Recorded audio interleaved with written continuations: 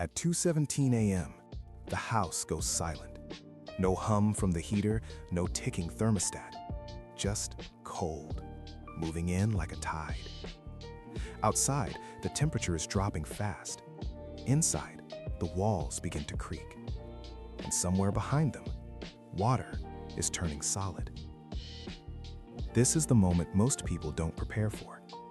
Not a storm, not a warning, just darkness and time turning against you. Winter blackouts don't always come from dramatic disasters.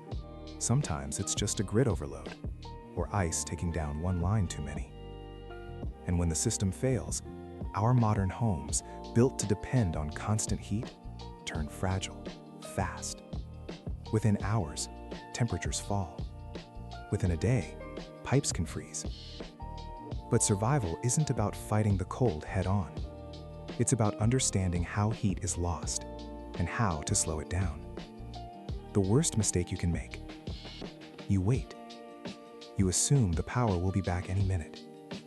But the first hour is when you have the most control. Heat is still trapped in the structure.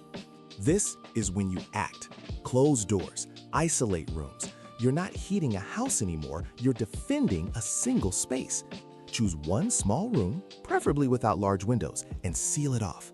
And here's the counterintuitive truth. Survival in the cold isn't about creating heat, it's about not losing it. Windows leak warmth, floors pull it from your feet. Every open space steals it without asking. Blankets are no longer for comfort, they're insulation. Rugs aren't decoration, they're barriers. Layer yourself, then layer the room. The goal isn't to feel warm, it's to slow the cold down. Now, let's talk about what's happening inside your walls. Pipes don't burst when they freeze, they burst when they thaw. That's the part no one sees coming. Frozen water expands silently, waiting. When heat returns, that pressure has to go somewhere, and it usually chooses the weakest point in the metal. A small, steady drip from a faucet now can prevent a catastrophic flood later. This isn't about comfort, it's about control. At the same time, the cold is attacking your body. It starts with your fingers and toes, but the real danger is when it reaches your brain. Shivering is a warning sign, but confusion is the threat. Your body is a heat source, but only if you protect it. Food becomes fuel. Water is non-negotiable, and knowing when to rest is just as important as knowing when to act. This is the part no one talks about, the quiet. No notifications, no background noise, just the sound of your own breathing and the slow settling of a cooling house. In that silence, preparation stops being an abstract idea. It becomes personal, and it leads to a critical choice. Sometimes the safest move is staying put. Other times, it isn't.